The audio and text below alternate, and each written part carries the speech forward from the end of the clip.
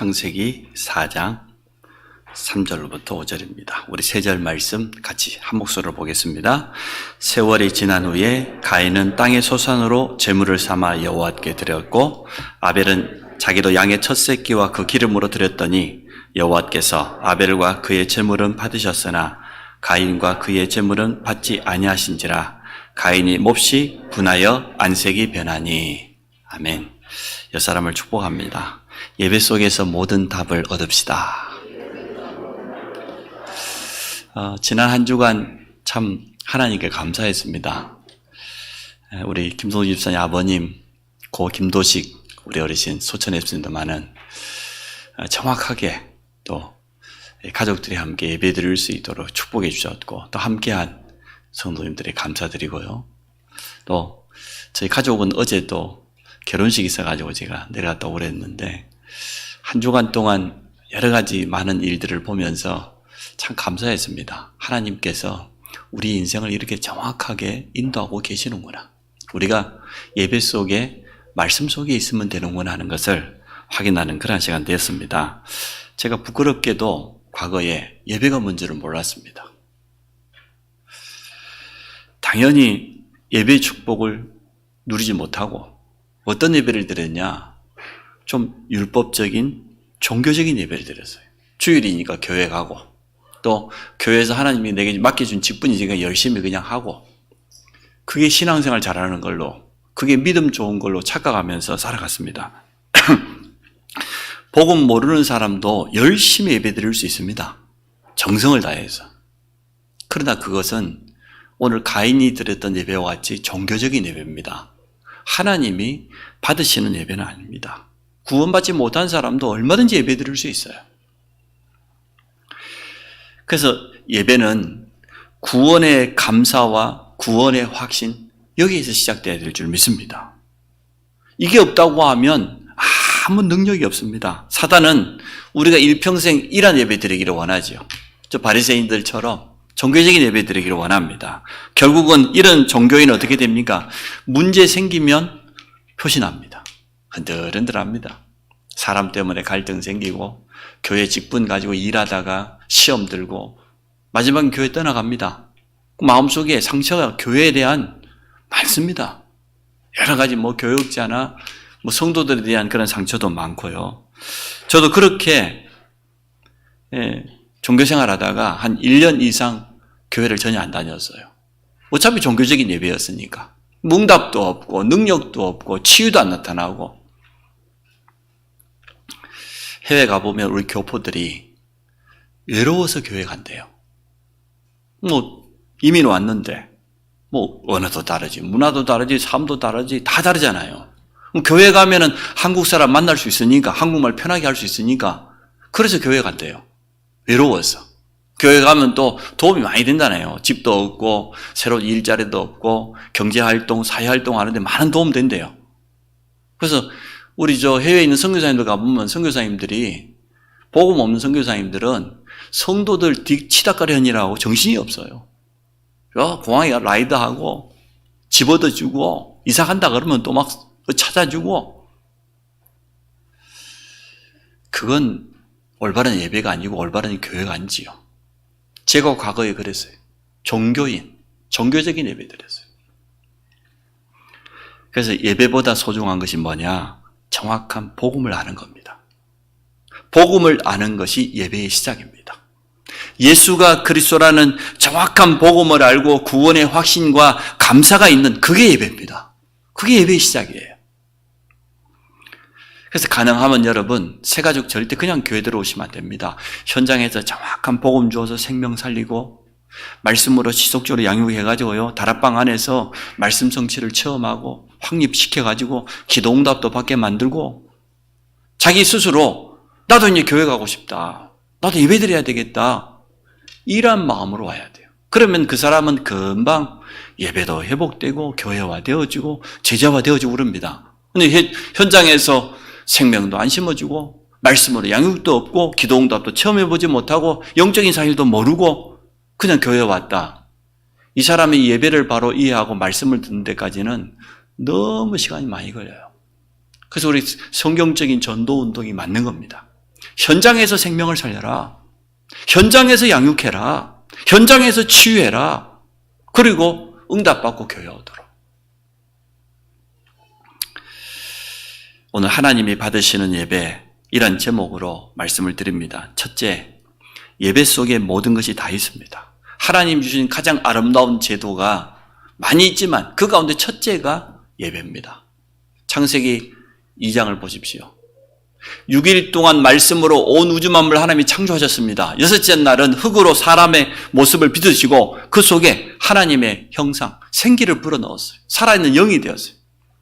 일곱째 날 어떻게 했다고 했습니까? 하나님이 안식하셨다.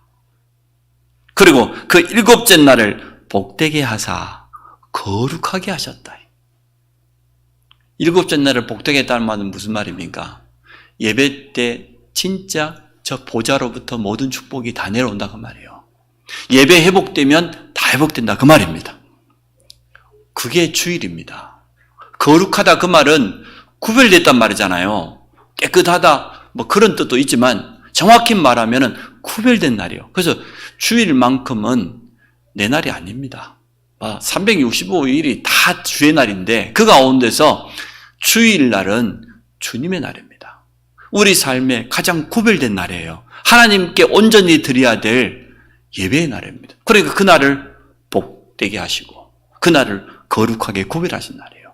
그게 주일입니다. 그게 하나님의 첫 번째 제도지요. 그리고 두 번째 제도가 뭡니까? 가정입니다. 아담이 혼자 있는 게 하나님 보시기에 좋지 않았어요. 깊이 잠들게 갈비뼈를 치아 여자인 하와를 만들었잖아요. 둘이 한 몸을 이루도록 돕는 배필이라고 그랬어요. 어제 제 그 큰처 형이 아들을 늦게 장가를 보내. 큰 아들도 갔고 딸도 갔는데 막내 아들이 있는데 몇 살이냐? 45. 그러니까 신랑 45, 신부 33살. 띠동갑, 불신자 말로. 우리는 띠가 예수 띠밖에 없는데 여러분 무슨 띠입니까? 보혈띠 아닙니까? 불신자들은 있잖아요. 띠동갑이라. 우리 집사람이요 가면서요 감사하다는 거야. 자기 조카는 45인데 신부는 33살. 감사하다는 거예요. 반대로 우리 조카가 33살 그리고 상대가 45이면 좀 안 좋을 뻔했는데 아니고 막 그럼 좀 섭섭할 뻔했는데 사람이 이렇게 자기중심적이라 금방 나중심이 돼버려. 그렇게 복음을 듣고 뭐 은혜 받고 했는데도 여러분도 그죠? 저도 그럴 것 같아. 우리 조카가 45인데 33살짜리가 시집 온다 하면 좋을 것 같아요.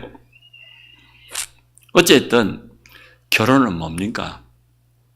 하나님께서 예배 다음으로 주신 가장 아름다운 제도, 돕는 배필. 돕는 배필이 무슨 말이에요? 배우자의 연약한 부분, 배우자 가지고 있는 약점, 그걸 도와주는 거예요.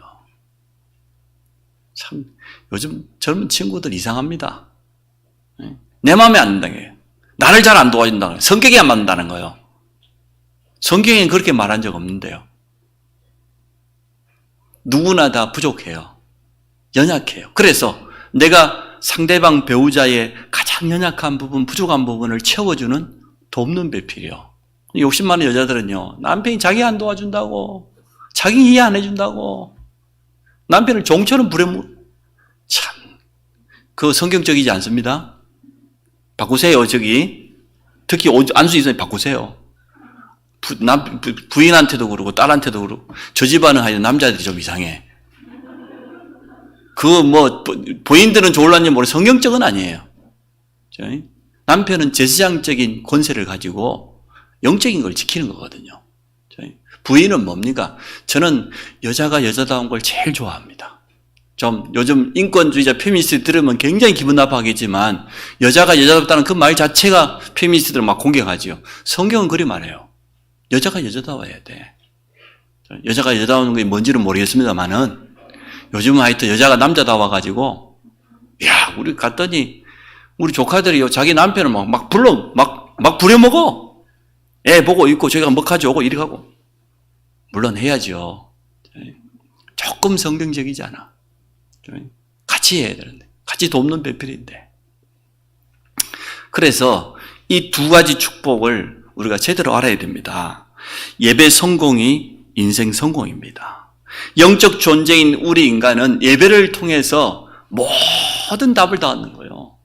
영적인 힘을 얻어버리면 나머지 우리의 마음, 생각, 의식, 무의식 다 살아나요. 육신도.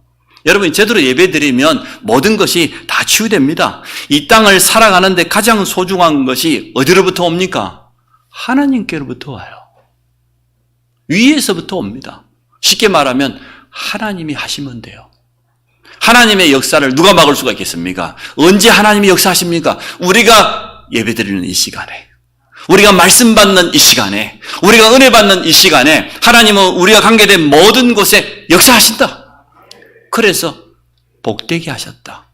그날을 거룩하게 하셨다. 그 누구도 빼앗아갈 수 없는 날이에요. 우리가 하나님께 올려드릴 수 있는 구원받은 성도의 가장 아름다운 행위가 예배입니다. 그것보다 더 영광 돌리는 건 없습니다. 그래서 우리 인생에 가장 하나님께 영광 돌리고 우리가 최고로 성령 충만 받는 시간이 예배입니다. 다른 데 빼앗길 수가 없어요. 양보할 수가 없어요. 예배를 통해 하나님의 말씀 속에서 참된 해답과 방향이 나옵니다. 여러분 말씀 한번 잘 들어보세요. 말씀 가지고 한번 혼자 있는 시간에 묵상해 보세요. 기도해 보세요. 정확한 답이 나옵니다. 분명한 방향이 나오게 돼요. 말씀은 응답됩니다. 성취됩니다. 틀림없이. 그게 예배입니다. 하나님은 이러한 예배가 오늘 우리에게 회복되기를 원하십니다. 우리가 주일날 앉아있다고 해서 예배 드리는 건 아니잖아요. 제가 그런 종교적인 예배를 20년 가까이 드렸습니다. 그러다가 교회 떠나가 버렸어요. 응답도 없고 힘도 없고 능력도 없고. 예배를 방해하는 사단은 지금도 활동하는데 여러분 사단의 소원 네 가지 잘 아시잖아요. 첫 번째가 뭡니까? 교회 가지 말라는 거요. 성당 가지. 저기 절간 가지. 얼마나 지금 좋겠어요. 절에 올라가면 올라가는 자체가 힐링이라. 푸릇푸릇하니 새싹이 올라오고 개나래가 피고 진달래가 피고 벚꽃도 곧 이제 피고 우리 그 아파트에 보니까 철없는 벚꽃이 혼자 피어가지고 일주일 전에 외롭게 혼자 그 노래터에 딱 보면 딱 한 그루 딱 피었어. 일주일 전부터 아무도 안 피었는데.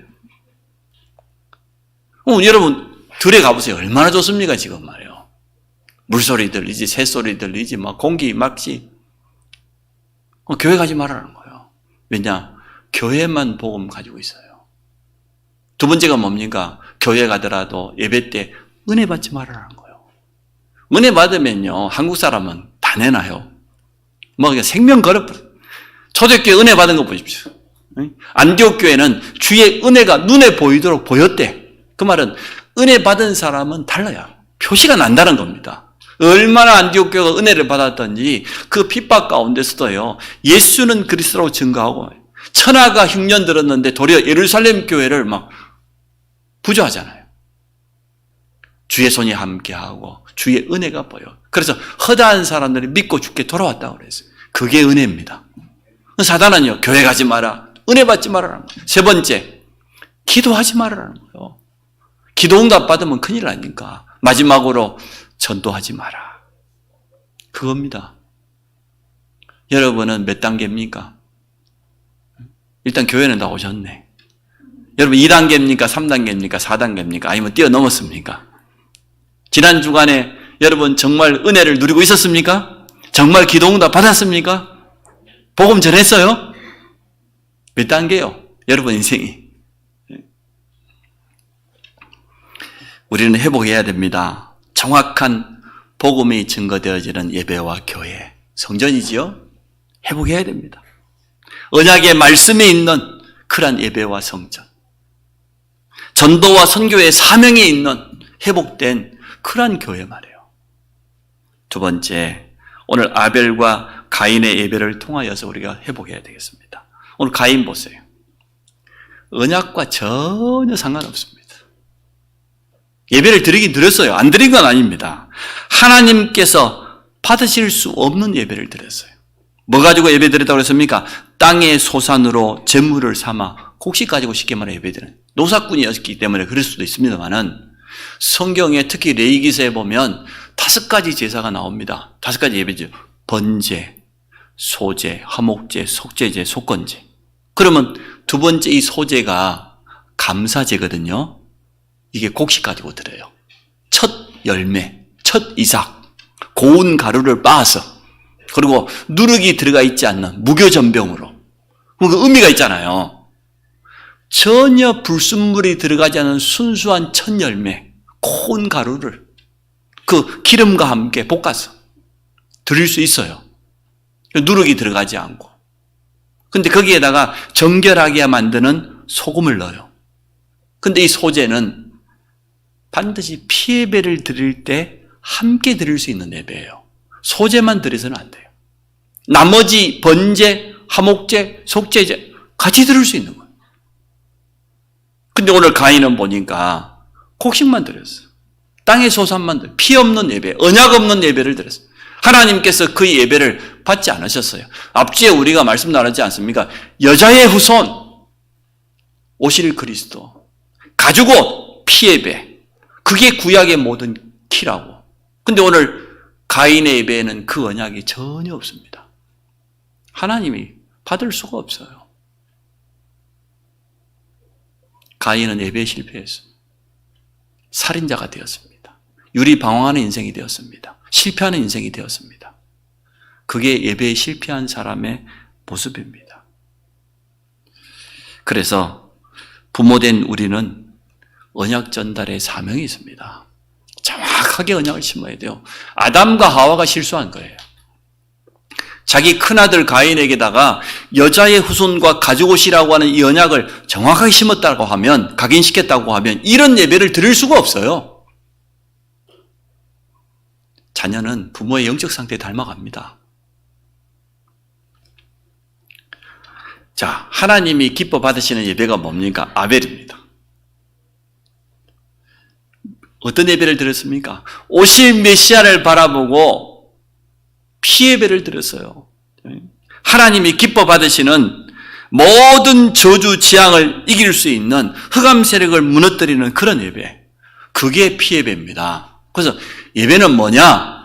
우리의 무능, 우리의 가난, 모든 저주를 다 꺾는 시간이다. 그게 예배예요. 또 예배는 뭐냐? 사단, 흑암 권세가 완전 무릎 꿇는 그러한 시간이다. 그게 예배예요. 그래서 보좌의 축복이 내게 임하는 시간, 그게 예배입니다. 아벨은 이걸 알았어요. 그래서 짐승의 첫 새끼 구별된 거지요. 그리고 그 기름이란 말은 피예요. 짐승의 기름이 뭡니까? 피지요. 피 예배를 하나님께 드렸습니다. 하나님께서 기뻐 받으시는 그런 예배가 되어졌어요. 그래서 우리가 예배를 제대로 회복하면 그 시간에 놀라운 일이 일어나는 겁니다. 하나님께서 히브리서 11장 4절에 보니까 그 예물에 대해서 증거한다고 그랬어요. 가인의 예물은 곡식이었고 아벨의 예물은 양의 피였습니다. 그 예물이 증거예요. 피 흘리지 않고는 결코 제사함 없어요. 결코 저주를 이길 수 없어요. 흑암을 이길 수 없어요. 그리스도와 십자가의 피만 모든 저주 재앙을 꺾을 수 있습니다. 지금도 마찬가지요. 우리는 주일날 예배 나올 때마다 우리 가슴 속에 이 언약을 담고 오는 겁니다. 오늘도 나는 예수 그리스도로 말미암아 구원받은 구원의 감사와 확신, 십자가의 그 보혈이 내 모든 저주 흑암 세력을 다 꺾어버렸단 말이에요. 지옥 권세 나와 상관없다. 이 비밀을 가지고 우리가 하나님 나오는 것, 그건 피예배와 마찬가지예요. 우리는 오늘도 지금 피예배 드리고 있는 겁니다. 그가 죽었으나 그 믿음으로써 지금도 말한다고 했습니다. 아벨은 예배 때문에 생명 걸었습니다. 생명 건 예배를 드렸어요. 예배 드리고 죽었어요. 형 때문에. 우리는 그런 예배가 회복돼야 됩니다. 그래서 제가 다음 주부터 태영아 부모들도 다 나와라. 저 전문가들이 밝혔어요. 의사들이. 교회 안에서 예배 드릴 때 마스크 쓰면 전혀 전파되지 않는다. 그 증거 대볼게요.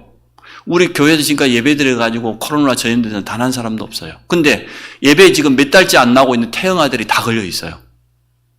코로나. 다 걸렸다는 거죠, 우리 교회 애들이. 그래도 교회 한 번도 안 왔는데. 누구 때문에? 부모 때문에, 가족 때문에. 봐요. 집에 가만히 있는데 코로나 걸렸어. 예배 나오면 되는데 바보들 번 겁을 내고 그러니까 과학적으로도 맞아요. 그래서 다음 주부터 모든 예배 다 회복한다. 부활절날 셋째 주 되면 성가대 앉고 그때는 전체 예배 다 드릴 거다. 앞으로 4월 17일부터 주일 예배 한 번으로 통합할 겁니다. 제가 2번 안 합니다. 누가 뭐라고 해도 끝까지 이제는 같이 예배 드린다. 예배들이 나오시면 오지 마세요. 집에서 드리든지 말든지. 그건 본인이 알아서 하고 내 믿음은 그렇지 않아요. 그 예물이 증거인데 믿음으로. 그가 죽었으나 그 믿음이 지금도 말하느니라. 예배는 생명 걸어도 돼요. 제가 좀 무식하게 말합니다만은 예배 드리다가 코로나 걸려서 천국 갔다 할렐루야요. 감사의 일이요. 맞아요, 안 맞아요? 최 집사 뭐 하다가 왔냐? 예배 드리다 왔습니다. 얼마나 감사해. 잘하였다 착하고 충성된 종아. 네가 작은 일에 충성하였으므로 주인의 기쁨에 참여할지어다. 그죠? 세 번째, 우리가 회복할 예배와 성전의 모델이 오늘 본문에 있습니다. 복음이 지속적으로 증거되는 그러한 성전, 여자의 후손, 오실 메시아, 피예배 말이에요. 모든 저주지향 흑암을 이기는 이 생명의 복음이 증거되어지는 그러한 예배, 그러한 성전을 우리가 놓고 기도합니다. 우리는 지금 성전 회복의 시간표라고 하는 2022년 교회 표를 가지고 앞주부터 지금 메시지를 하고 있잖아요. 앞주에는 뭐였습니까? 여자의 후손, 원색적인 복음이 선포되어지는 그러한 성전이 회복되어야 된다. 오늘은 뭡니까? 정말 살아있는 예배가 있는 그러한 성전, 생명의 복음이 지속적으로 선포되는 그러한 성전을 회복해야 된다. 그래서 예배 때 모든 저주재앙을 다 이길 수 있다. 모든 흑암을 다 꺾을 수 있다. 그러한 예배가 있는 성전을 회복하자. 그게 지금 제가 2번째 지금 여러분에게 던지는 메시지예요. 이방인들이 생명 얻고 선교와 전도의 사명을 회복할 수 있는 그러한 예배가 있는 성전. 현장의 모든 저주재앙을 치유하고 살리는 그러한 예배와 성전. 여러분 언약 잡고 한번 기도해 보시기 바랍니다. 하나님께서 어떻게 응답하시지 우리가 봐야 안 되겠습니까? 정말 이 언약 잡을 때 이러한 성전을 놓고 우리가 기도할 때 하나님 어떻게 하시겠습니까? 이러한 예배가 있는 성전이라고 하면 하나님이 너무 기뻐하시겠죠. 언약을 전달하는 성전 돼야 되겠습니다. 오늘 아벨처럼 언약 잡고 하나님 앞에 예배 드릴 수 있는, 후대에게 언약 전달하지 않으면 실패입니다. 희미하게 전달하면요 안 돼요. 본인도 잘해야 되지만 우리 후대들에게 정확하게 심어줘야 돼요. 237 현장에 언약을 전달할 후대들이 훈련받고 세워지는 그러한 성전을 회복하게 될 줄 믿습니다.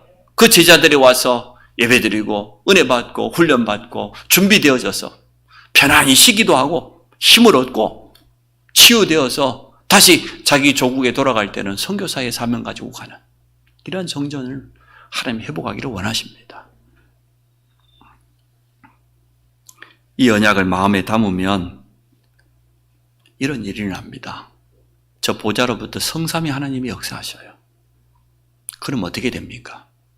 우리 개인이 가지고 있는 연약, 우리가 가지고 있는 무능, 한계 무너집니다. 우리가 예배 때 말씀만 제대로 받아도 우리 자신이 가지고 있는 모든 연약함, 과거 상처, 한계 다 뛰어넘게 되어 있습니다. 그게 살아있는 예배입니다. 예배 때 힘을 얻는다는 거예요. 예배 때 답을 얻는 겁니다. 또 보좌의 축복을 누리게 되기 때문에 우리 가정에도 하나님의 역사가, 우리 성도들의 산업에도 빛의 경제가, 복음 경제가 살아나는 그런 역사가 일어날 겁니다. 예배만 제대로 들어도 모든 것 다 살아나는 것입니다. 하나님은 그런 예배를 회복하기를 원합니다. 아벨이 알았기 때문에 생명 걸고 예배 드린 겁니다. 믿음으로 하나님이 가장 기뻐하시는 언약의 예물 피예배를 가지고 나아간 것입니다. 우리 자신과 후대가 성전 회복의 주역으로 서기를 원합니다. 그래서 우리 안성 임마누엘 교회 때문에 안성 평택의 흐름을 바꾸고 저주재앙을 무너뜨리고 현장에 제자를 찾고 237에 함께 동역할 수 있는 일꾼이 일어나는 이러한 응답을 우리가 누리기를 원합니다. 결론 맺습니다. 그리스도와 십자가, 이게 증거되는 것이 진짜 예배입니다. 그리스도의 복음, 십자가의 보혈이 증거되지 않는 것은 예배가 아닙니다. 바울이 고린도서 2장 2절에 결단하는 거 여러분 잘 알고 있지 않습니까? 나는 오직 그리스도와 그의 십자가만 증거하겠다. 그게 바울의 결단이에요. D.L. 무디가 설교를 마치고 내려오는데 여자 성도 한 분이 가까이 오더니 무디 보고 하는 말입니다. 오늘 당신의 설교는 실패다. 왜 그러냐? 오늘 당신은 설교할 때 예수 그리스도를 증거하지 않았다. 그래서 당신 설교는 실패다. 여자 성도 한 명이 전도자에게 말하니까 얼마나 충격이 됐겠습니까? 자기가 돌아가서 집에서 다시 설교문을 읽어봤어요. 다 읽어보고 맞다. 그 성도의 지적이 맞다. 나는 오늘 너무너무 열심히 설교했지만 예수 그리스도 복음을 증거하지 않았다. 하나님 앞에 무릎 꿇고 회개했어요. 실패다. 나는 오늘 이후로 어떤 자리에 가서 설교하든지 오직 그리스도 복음만 말해야 되겠다. 결단했어요. 그게 예배입니다. 그리스도와 십자가가 증거되지 않는다고 하면 아무리 멋있는 언어를 쓰고 아무리 대단한 학식을 가지고 했다 할지라도 그것은 예배가 아닙니다. 제가 어제 결혼 예배를 드리는데 목사님이 와서 주례를 했습니다. 그것도 60 가까이 교편 생활하다가 교사하시다가 퇴직하고 신학해가지고 목사님 되셨어요. 예수 그리스도 이야기에는 아멘 할 때밖에 안 나오더만. 복음도 전혀 없는. 성경을 갖다가 인용하기는 하는데 안타깝더라고요. 복음이 증거되지 않는 예배는 예배가 아닙니다. 우리는 복음만 말하는 그런 예배가 회복되기 원합니다. 그래서 두 번째, 앞주에는 여자의 후손 가죽옷. 정확한 복음, 언약이 전달되어지는 그런 성전. 오늘은 뭡니까? 피예배입니다. 아벨이 드렸던 피예배, 모든 저주를 이기는 예배가 있는 성전, 흑암을, 사단을 완전 무릎 꿇게 만드는 그런 예배가 있는 성전, 회복해라. 정말 보좌의 축복을 누리는 그런 예배가 있는 그런 성전을 회복해라. 그게 오늘 두 번째 메시지입니다. 하나님이 기뻐 받으시는 그런 예배가 있는 성전을 우리가 함께 회복하기 원합니다. 오늘 결단해야 되겠습니다. 일평생 나는 예배자로 서겠다. 우리가 사실 주일날만 예배 드립니까? 일주일 전체가 예배입니다. 로마서에 뭐라고 했습니까? 너희 몸을 산 제물로 하나님께 드려. 우리 삶 전체가 예배라는 겁니다. 나는 그래서 일평생 예배자. 그것도 하나님이 기뻐 받으시는 예배자. 언약이 있는 그런 예배자. 이러한 예배 속에서 모든 답을 얻기를 주의 이름으로 축복합니다. 살아계신 하나님, 우리 모든 성도들이 참된 예배를 회복하기 원합니다. 하나님이 기뻐 받으시는 예배가 온전히 회복되게 하시고 이러한 살아있는 예배가 있는 성전을 회복하도록 축복하여 주옵소서. 예수 그리스도 이름으로 기도합니다.